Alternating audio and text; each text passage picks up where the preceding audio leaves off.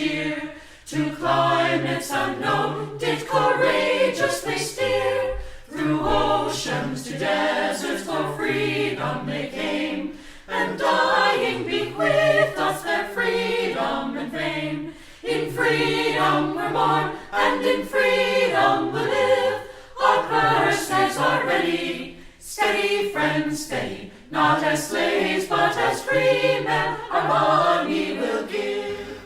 My name is Doug Ulwick. I'm the president of the Historical Society of Old Abington, and I welcome everyone to our first program of the fall semester of our conversations that we hold. We have 3 conversations in the fall, the first Sunday in October, November, December. Then we take a break and our spring semester starts with March, April, and May. And we'll be putting out more publicity about that and talk more about that later. We always start our programs and our conversations with a salute to the flag. So if you would join me and stand if you're able. I pledge allegiance to the flag of the United States of America and to the republic for which it stands, one nation, under God, indivisible, with liberty and justice for all. Thank you. You may be seated. So lots of stuff has been happening over the summer since I last saw you guys. Some reorganization stuff, some revitalization stuff. One of the things that's happening, and I'm very proud of this, is we have a subcommittee, and 2 of the 3 members are here today, Marilyn and Eileen, and Deb Damon is not with us today, but they're revamping our annual writing award, which we haven't given out in years, and it was something started from the estate of the late historian Martha Campbell. And so we have money in the bank to give out awards, and we haven't been giving it out. So it's time that we catch up on that. So the revamp of it, I can give you some highlights. I think we'll have it ready to go by November? October. Mm-hmm. End of October. End of October, beginning of November. Okay, by our next meeting, certainly. Yeah. Anyway, instead of just having one award for an adult category, we are going to do an adult award and like a student award as well, and open it to the students of Abington, Rockland, and Whitman.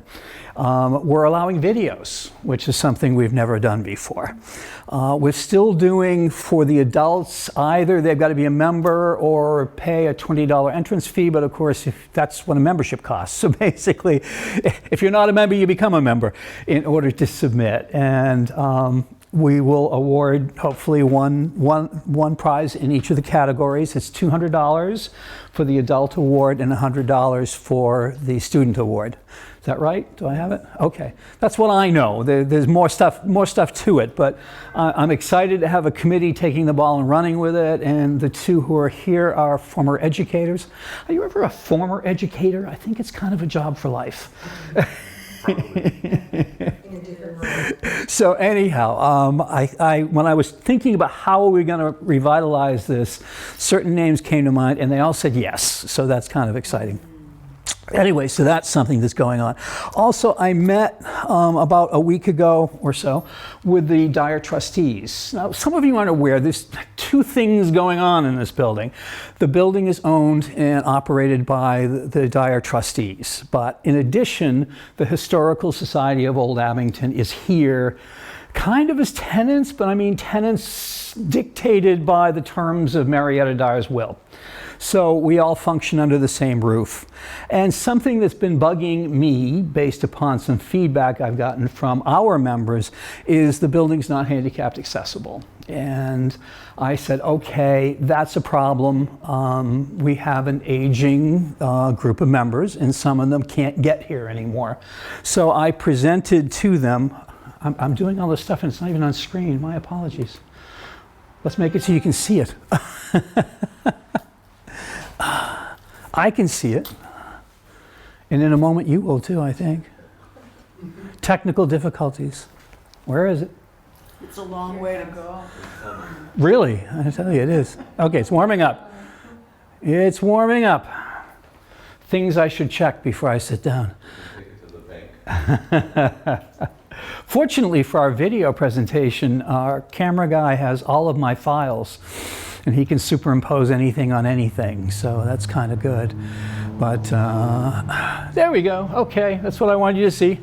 Anyway, what I shared with the trustees was the notion of using the side entrance to the back, which is pretty much at grade, it's pretty much level, and making that the primary handicapped access to the building. And then the parking lot on this side, the back part of it, designate some handicapped parking spaces there, and bring a new walkway around the back of the building to get in.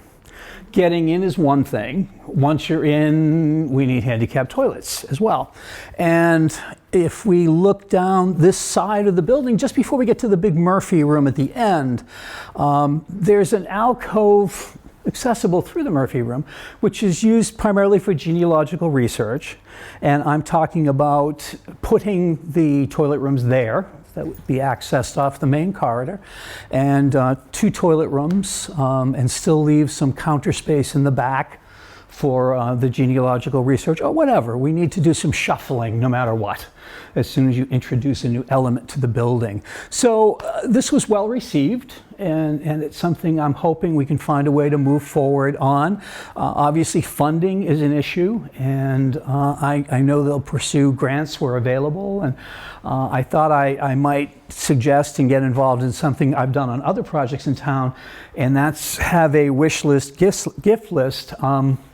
Buy a toilet and donate it, buy a sink, buy a door, and contribute that way. So it's not just throwing money at something, it's giving money for something specific. And I find that's a little more successful in fundraising. But we want the place to stay vital for a long time. And if we're barring parts of the public from getting in here, it's an issue. So I'm hoping the solution is something we can pursue. But, so as I said, I met with the trustees and they were very receptive, and that's good. We're here to talk about Rockland today, and it's kind of getting lost in the mist. I haven't heard anything about it, that next year is the 150th anniversary for the founding of Rockland. So I'm hoping we will definitely, as a historical society next year, address the secession of Rockland from the Old Town. We have to, we will. And we will learn more along the way as to whether the town is planning any big celebrations. We hope they will, but I haven't heard of it yet. So we'll see if that ends up happening. Rockland, of course, was part indeed of Old Abington. And they began to separate very early on. In order to have a town, you had to have a church and a learned minister as well for the church. Abingtons arrived in 1711 for the first Congregational Church. Whitman said, that's too far to drive, we're going to have our own church, and in 1807 did have their own church. Whitman had what we now call Whitman, it was South Abington, the South Parish, had a lot of money, they had a lot of manufacturing. They had not one mill pond, they had 2, and a lot of influence. And actually, our earliest history books on the town of Abington were written by people from South Abington, so the Hobarts. Anyway, but it wasn't much later that the East Parish formed the third Congregational Church in what we now call Rockland. This, as early as the 1807, 1813, sowed the seeds to start a separate town. But it didn't quite happen then. Back when we got to 1874 and 1875, post-Civil War, political infighting in the town, and we'll get into it, I'm sure, but there was a school down here called the Mansard Abomination, and it really was the straw that broke, building it and financing it was the straw that broke the camel's back, and the other wards of town said, no, we're on our own. And succeeded in being on their own, and Rockland had their act together first and established themselves in 1874 as Rockland. Whitman didn't even have a separate name. They established in 1875 as South Abington and changed their name later. North Abington had its own church, but never had the political clout to form a separate town. So anyhow, 1813 by 1874, and then and one last hurrah for the old town happened for the 200th anniversary of the old town, which was in 1912. So the Old Town was established in 1712. In 1912, all three towns got together and had a week-long celebration. There were parades in each town, and I love this particular picture. This came to me from the late John Burroughs, but this is the parade, the bicentennial parade in Rockland, and that is the Rockland Arch. And amazing for its time, all those dots are light bulbs. This thing lit up at night. It was a bit of a light show. And this was the Rockland Arch. I think just to our right is the Congregational Church, if I have my bearings properly in this picture. But this was a big deal in the last hurrah for the Old Town. Now, obviously, there were tri-town parades through the years for veterans or Memorial Days or whatever. But I don't know, I think we all like a party because beyond that, other things started to happen. And that brings us to today's topic. And I have two guests to meet with us today to tell us about what happened. I have Pam Murphy and I have Dan Biggins. And if you'd like to sit up here, we can talk a little bit more about Rockland Friends, Inc. and the holiday stroll and all that good stuff. So thank you for being here. Am I taking you away from a harvest festival today or something? Not at all. We are so excited to be here. Thank you, Doug. I think this program is great. I think this building is an absolute gem. And for anybody who has not had the opportunity to be here at the Dwyer Library, what an impressive place. And the work that you're doing as part of the Old Abington Historical Society is remarkable. I mean, I think there's so much to learn for people that are from Rockland and Abington and Whitman to know about our common history, sort of where we all came from. It's really great. So thank you for having us today. I know Pam and I are really excited to be here to talk a little bit about our passion, the Holiday Stroll, and what Pam has set up, and an awesome organization that is well known in Rockland as the Rockland Friends. It's famous.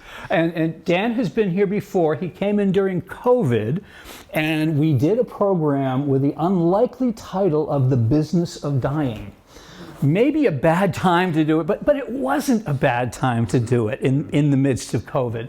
It was really how, I mean, like each town has funeral facilities in antique structures, including theirs. Quite an antique structure. But it was a chance to talk about how the whole process has evolved over the years. And I had Tony Massaroni in, who is a funeral director in Brookline for a Jewish funeral home. And those traditions are entirely separate from what we're used to out here in the burbs. So it made for a great program. So welcome back. Thank you. Thank you. Anyway, okay, Rockland Friends, Inc. This whole thing started, was it 2003? Do I have my date right? Okay. Well, okay, I know nothing about you. Tell me about you first, Pam. Well, I went to Cottesville, but I graduated Rockland High School. Okay. And went to, You saw the light. yeah. We convinced my parents to see the light. Okay. But yeah, I wanted to go to school with all my friends. So I got out of school, was going to college to be legal secretary. Ended up getting a job before I even went to school. One of the biggest lawyers, and he still is, a big criminal lawyer in Boston. So I was going to Boston. Yeah. And I did that for like 2 years, and it was a heavy-duty job. I mean, And a lot of commuting. yeah. And so then I'm like, I'm not doing this. I cannot do this commute. We didn't have the Braintree at that time. We had the Ashland. I remember those days. Yeah, the old days. Yeah. It was terrible.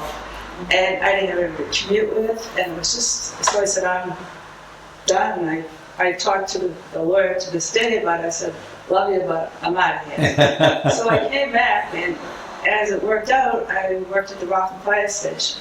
Oh, cool. Okay. So I was there for 18 years. And you eat and breathe Rockland. Oh, yeah. I knew, There? Yeah. Yeah. You know everything that's going on. You know all the players, you know. So at one point, they convinced me to run for selectman. Uh-huh.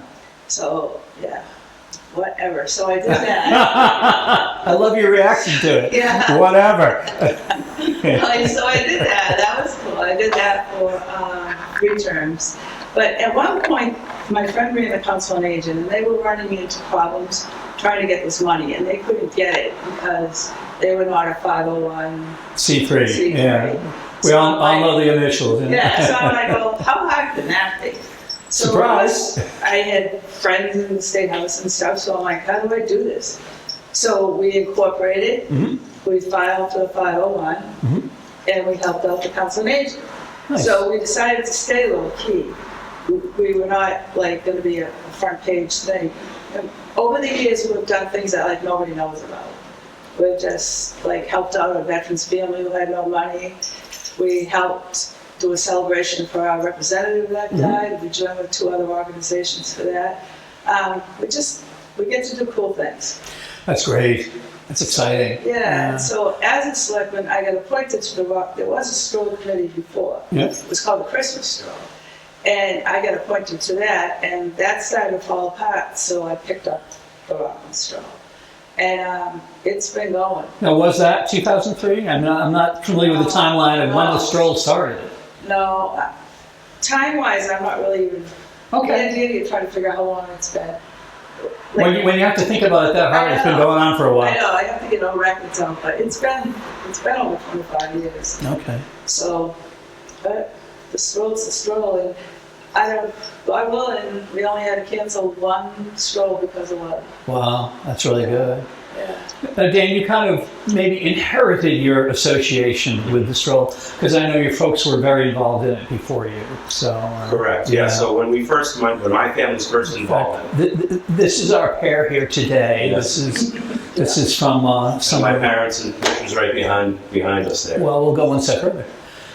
So we, even before we had the honor of hosting the North Pole, which I'll get to in a second, my dad and It's strange because it's at the south end of Union State. It is. It's So the north end. you always kind of screw me up with that North Pole. Okay. Yes, that's true. But even before it was hosted at our family's business, my dad and I bought a grill, and I think we sold 1,500, or gave away 1,500 hot dogs up across from the town hall to get to take part in the stroll. Nice. And it was always my dad's dream to be able to bring Santa Claus down the street and to be able to host what has become now the North Pole at our family's business in Rockland. Nice. So we slung hot dogs for a few years, but then sort of the town came around to allowing us to host it. So let me cut it here because this is my, I hate speaking, but this is my fun part of the story. I was best friends with Bob Biggins and his wife. And Bob used to always say, Pin, I want to have Santa Claus at the funeral home. Give me Santa. You can't have Santa Claus at the funeral home. And in my head, I'm thinking, the police do so much for us, and they'd have to cut off that other street, Main Street, and then go down further. And I'm like, I really can't ask them to do that. The logistics were pretty impressive. But Bob did not give up about his... Oh, he never did. And it's like, so, over the years, he'd be like, well, I said, you don't have Santa Claus in the funeral home. And I had so Bob, I don't know which year, he just said, Pam, who told you we couldn't do it? I always told him the police. And he goes, which police? And he went right down the police station, went to the chief, and Biggins got Santa. So I think my dad's thing was, and I think Pam was right, there was this sort of disconnect between how do you have Santa Claus at a funeral home? How does Christmas interact with the idea of a mission of a funeral home? And my dad's concept was, well, it's not going to be a funeral home. Not for that day. It's not a funeral home that day. Yeah. So anything that identified that building as a funeral home was removed, including our own signage. It says North Pole. North Pole. Any of the furniture that was reminiscent of being a funeral home was removed. And we made Christmas explode in the building. We went and we decorated that place top to bottom in every way it could be Christmas, and removed any way that it could be identified as a funeral home. It's a beautiful old Victorian mansion that was built in 1876 in Rockland. And we were really successful in being able to decorate it in a way that which if you didn't know it was a funeral home, you would have no idea, and you would completely believe it was the North Pole. So The Victorian home. so for any of these children that were walking in, they had no idea what this business was. It's transformed. Only that it was where Santa was going to be, and it was where Christmas happened in Rockland. And it was a little bit sort of slow getting to reception off the beginning, but our community has really grown to embrace it, and on Christmas, our building has really become the North Pole. Some interior shots. It's the one day of the year that we get all smiling faces into our building, and dare I say, is there anything more pure than the smile of a child on Christmas? And I think that our entire community has been able to embrace that. It's become a tradition. We've had generations of families come through the door on Christmas. We hire holiday carolers. We have Victorian carolers that come and sing. Well, how the picture doesn't it? And we've just loved it. It's been such an honor for my family to be a part of this. And the community of Rockland has been so good to my family over the years. And this is just one way for us to be able to give back and just to sort of begin the magic of Christmas. The stroll is held the first Saturday after Thanksgiving every year, which I think is perfect timing because it really starts us off thinking about the spirit of the holiday, us being together as a community. Rockland's a really special place, and I know Abington is too. We all come from the same place, but boy, Christmas is just a special spot, and that day's become a really great tradition for us. Absolutely.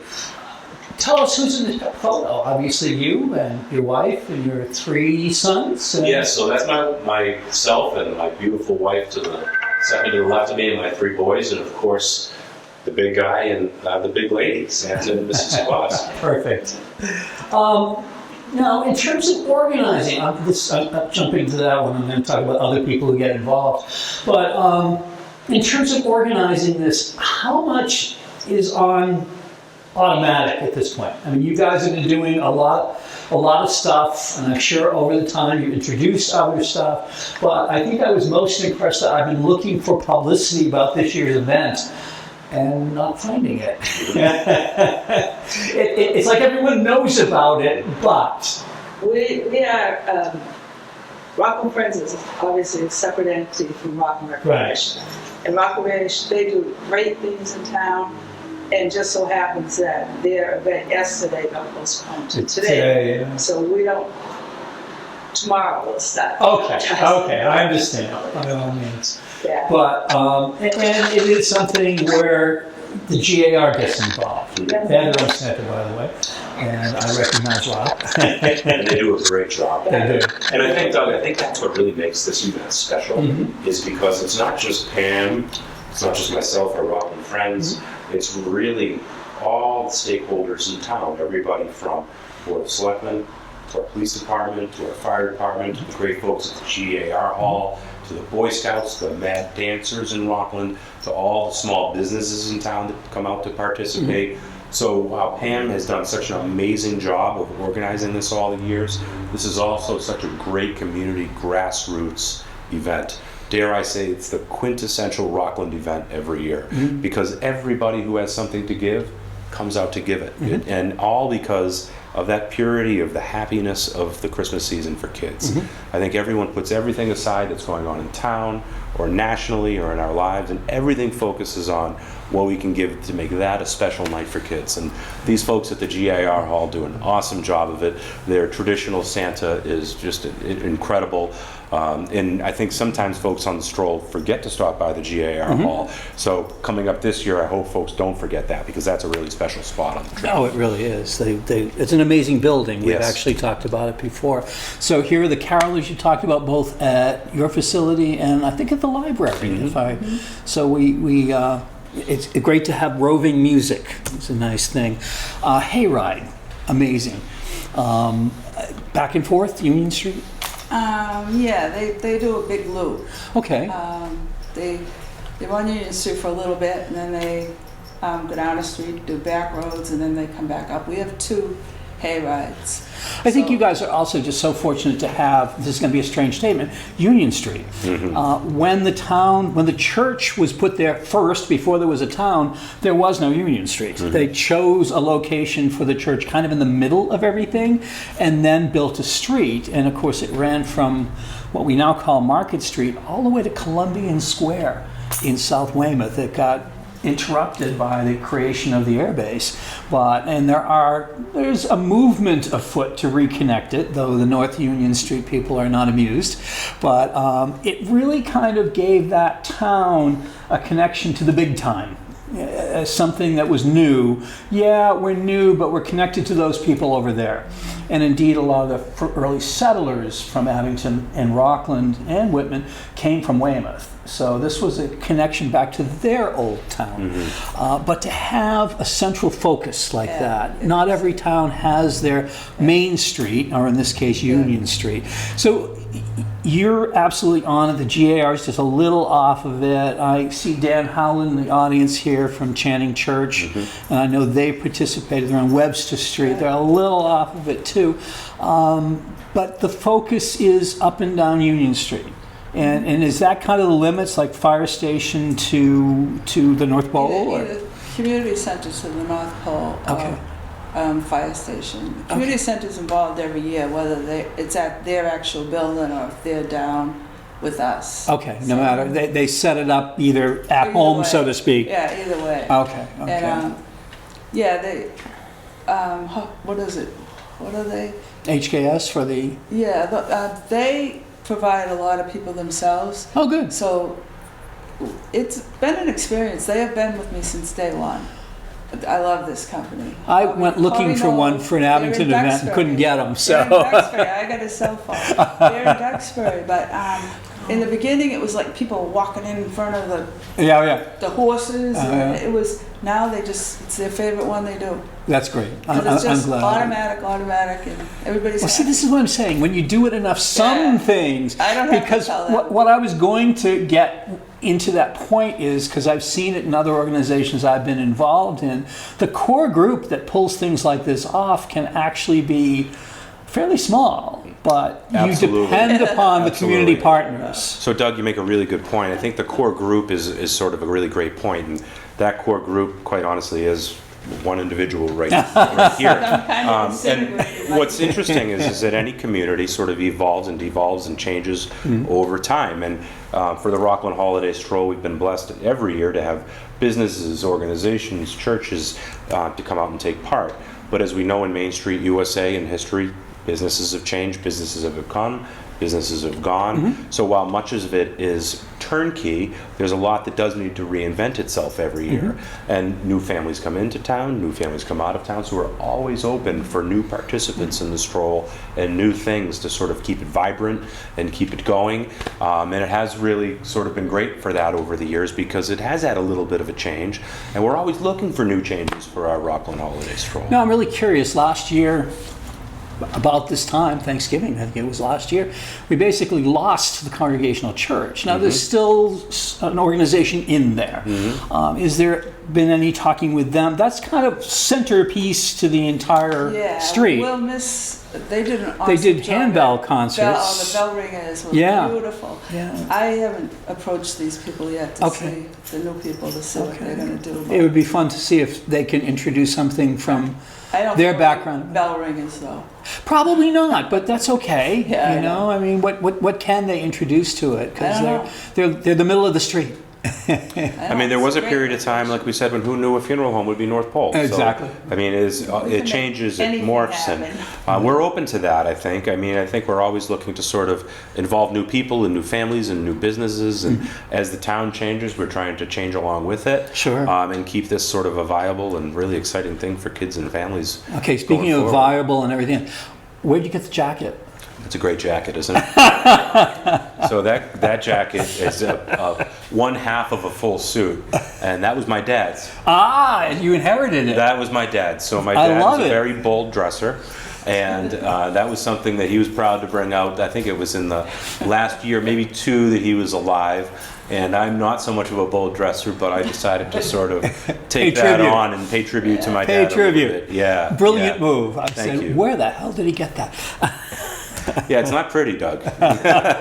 It's clever. Yes. I think someone in our audience actually knows who this is. Yay! Is this also a Rudy? I get my names confused when it comes to the kids. Yeah. Okay. Rudy, that's our Rudy. Okay. First year he just showed up, and I didn't know he was going to be there, and I'm at this end, and the fire station's coming down, and He's chasing the fire engine. But Buddy the elf? Yeah, Is Buddy. I it was just Buddy? going to say, he may be known as Rudy at other But he's times not of the Buddy. year, but that's Buddy. That's Buddy the elf. The kids love him. Oh my God. Wait, Santa, wait for me. Yeah. And he didn't get arrested for it. I'm even more impressed. That's great. He's a regular Yeah, now. no tickets that day. Yeah. This isn't the one that plays the bagpipes. No. Okay, No, fine. that's That would be interesting too, though. He's coming to Oktoberfest From the too. library. Is he? did, yeah. Okay, he'll be in Abington for Oktoberfest, folks. That's in a few. It's the weekend after Columbus Day. Okay, cool, absolutely. And okay, it's a snowman. Is it a special snowman? I don't know my snowman, so.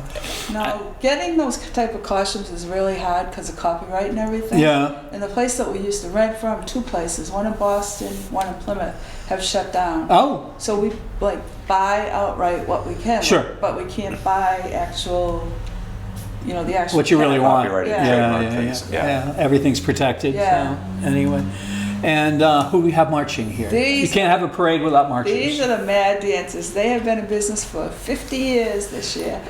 And they have been, I think, first they used to go to Middleborough, like in the very beginning, and then Mm-hmm. they're like, I'm like, why don't you guys come in ours? Yeah. So they have been in our parade for as long as I can remember. Kids have grown up through the Mad Dances, and they're the instructors now. And it's Marie and Diane Little. Okay, that's exciting.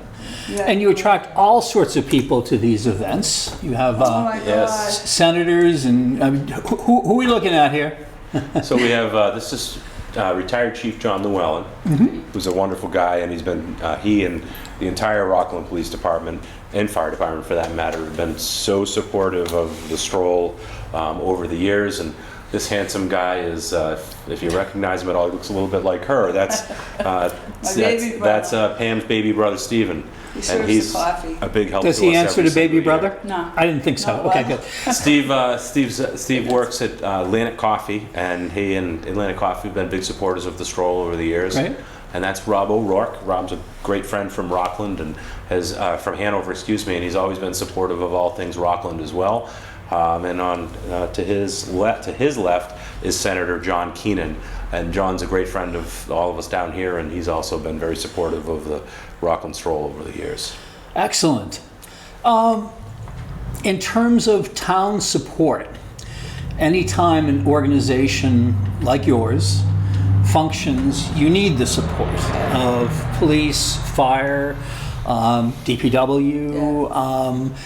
Is it just in their budget? I mean, are you folks getting a bill for any of this, or is this covered? I prefer not to answer that question. Okay, But okay, that's fair. it's all like they. You kind of did answer it, but Yeah, I know. They know It just happens. Yeah. It's the magic of Christmas. there we go. They Okay. They just know what day it is, and they're there. And I things swear, happen. If I didn't talk to them like before the whole event, I swear everything would be blocked off and everything. They just do it. In place. They just do it. We have every police on the department that will work. I mean, Nice. it's amazing. Plus, Nice. they do their canine demonstration. Oh, good. Okay. And Peter Park, who is actually Peter Ewell on the Park Commission, he is instrumental in helping us decorate. So, Do you He's remember known the as days? Peter Park because of his role in the park department of Rockland. His name's Peter Ewell, but he is one of the folks that just this event couldn't happen without him. Okay. He and his department. The Parks Department in Rockland is just incredible, and Peter's awesome. He's one of the folks that this event could not be possible without. Got it. How many here are and I'll just put you on the spot a little bit because I'm not going to mention dates, but how many are old enough to remember when Union Street in Rockland had lights strung across from pole to pole all the way down the road? Yeah, which we can't do anymore. We don't own the poles and they won't let us touch them. But so just decorating becomes more of a challenge. yeah, that's hard. Yeah, it really The lights was. were really cool. That's hard. They were cool. They won't let us. No, we can't do that. Fire truck window is why they. Yeah, they had but their liability, we can put up to 5 pounds on their poles. Oh, I'm surprised you can put anything on their poles, but okay, that's kind of cool. That's tough. So anything new to look for this year? We are Danny and I just had that discussion. We are looking for all new entertainment, and like we always have, we've got a couple new food events, and I think we're gonna probably have a live band at this one, and then we have the carolers and a local Wayne Boyd used to be in the Holy Family Defenders, and that group is still together years later, and they're awesome, and they're gonna play. That was really special to have them back this year. I think for folks that sort of grew up in Rockland or grew up with any sort of musical talent in Rockland or were part of the drum corps, or the Holy Family Defenders is really a great part of Rockland history. And some of them have gotten older and gotten to be adults in their adult age. And last year was the first time they sort of came back and were involved with this, and it was really special. They played Christmas music, and I think there's a lot of folks in Rockland that really positively identify with the Rockland Defenders and with the Rockland Drum Corps, and it was really a great sort of nostalgic thing to have them Something back. they grew up with. It really was, and it was so great to have them with us this Did past they year. practice in the parking lot down the end of Union, off of Market Street? I think so, Kmart. yes. The old Kmart, exactly. And now it's a church or something, but They did. I remember those days, absolutely. Yeah. In the lower football field before they. Okay, Yeah. before it became a Because building. I lived on Reed, which is right, Lower Reed, which is right there. Yeah. Another Rockland resident speaking. Does anyone in the audience have questions for our guests? I mean, we've been rattling on here, but you folks have some experience. You folks definitely have some experience. Your son participates in it. I have one question, not a question, a comment. Sure. Rockland had an anniversary of 100 years.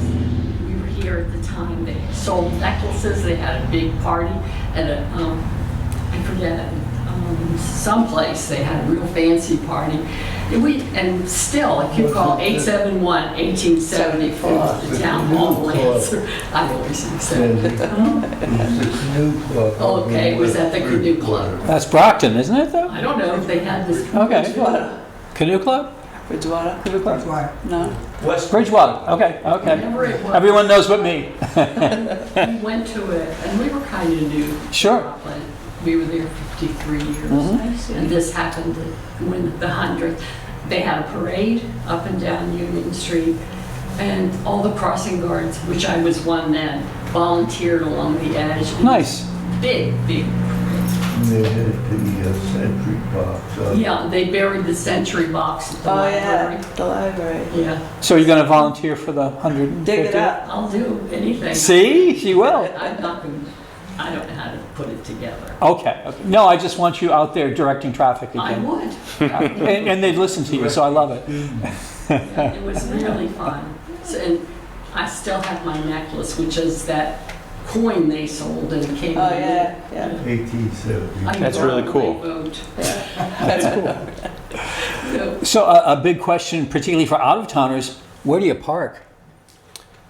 Oh, that's, Wherever you can find. No, at schools and all the side streets. Okay. So one thing Rockland has is the parking uptown is a bit of a challenge. Always. But there is a lot of side streets that Yes. sort of come off the sides of Union Street, and there's lots of parking up and along those sides of the they do streets. it behind the library. They do Yeah. behind the library, Okay. yes. Belmont Street. Yes. Yeah.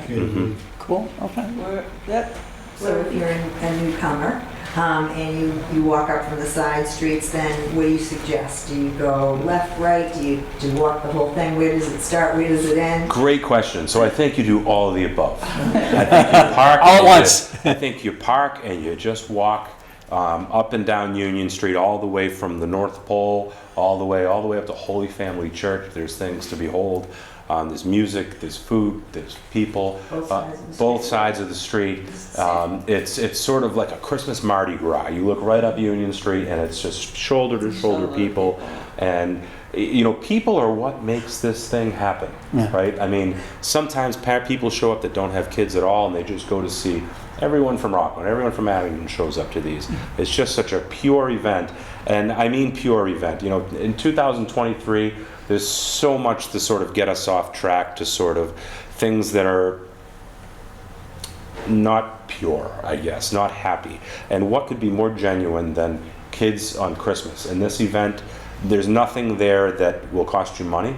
Sort of the the piece of this is that the Rockland Friends and the way Pam has set this up, this is all donation driven. This is not money driven. This is smile driven. This is love driven. This is community driven.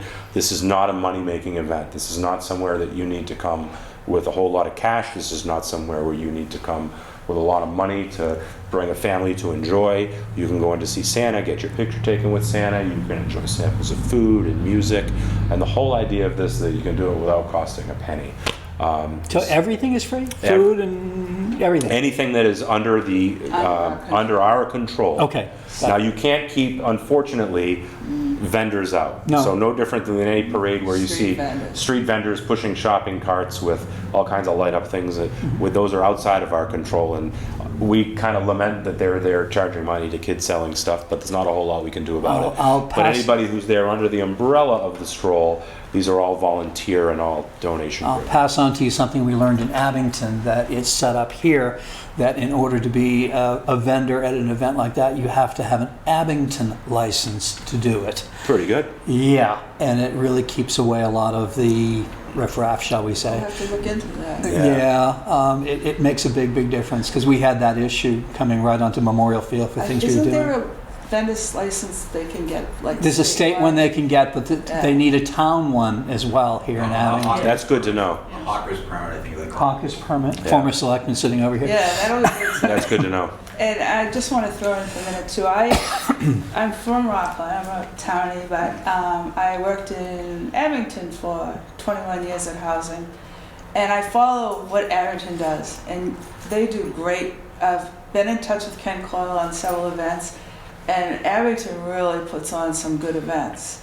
I'm jealous of the big committees that you have and everybody that, but thumbs up to Abington for what they do too. Thank you, and we'll be looking a lot at Rockland, as I said, starting now. I mean, this is kind of Yeah, we're tomorrow. anticipating what's Seriously, happening, tomorrow. and our next program is surprisingly Abington Celebrates, which we'll be talking to them on November 5th about their history and what they're doing now. Excuse me. Do you, how do you accept, did you accept donations at the stroll? Yeah. or- Well, we really only have like 2 places to put donations. Sorry about that. We send out letters to some of the businesses before that and stuff, and we have our regular sponsors, but the only thing, like, we let, like, nonprofits and Boy Scouts, Girl Scouts, churches, they can sell, like, their things for, like, $1, $2, so there is some money involved, but it's fundraising, and only fundraising for town organizations, no outside vendors are allowed, except for what we discussed. So I think we should all go to Rockland this year. What do you guys think? I hope you do. Right. I hope you do. Despite the fact that this is the Rockland Stroll, it's not. It's the everybody stroll. Right. It's kids. It's all about kids. That's what this whole focus of this thing is. Is anybody who participates, Pam and I, the police, the park department, anybody who does anything for this, I think they're all doing it with the same spirit that it's for kids. And again, I used the word pure several times. What could be better than that? If all of our focus is on children, this event is something that I think that can go forward into perpetuity. Well, I'll leave you with this thought, because I always get a good laugh out of it. You might be familiar with the Rockland historian Jim Paul. Yes, very well. And he likes to refer to Abington as West Rockland. Jimmy's a great guy. He is, but I thought that was a very different perspective on Jimmy it. has helped Stroll out on many occasions. Absolutely. He's really great to work with, and he's a member of the Historical Society of Old Abington as well, so we always rely on him too. Anyway, this has been wonderful. We are going to be back with this group for our program coming up on November 5th to talk about Abington Celebrates, and we'll see some of the similarities as to how things get done and community involvement.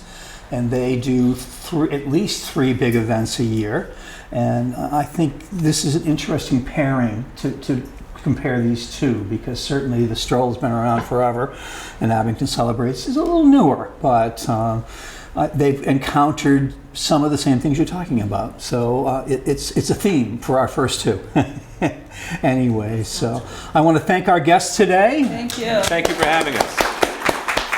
We have refreshments in the back room for anyone who, please stay around with too much food, and a further time to chat. And I always end with an exercise that is useful, I think, and that's how many here today are members of the Historical Society of Old Abington? And look around who hasn't raised their hands and make sure you say hi to them. And for our cable audience at home, thank you. This has been a great program. Join us again. You'll find many of the programs already on YouTube that we've done over the years. And we thank our camera operator, Mr. Watson, for once again joining us. And he always turns out a great production. So thank you all, and we'll see you next time. Thank you. Thank you, Doug. Thank you.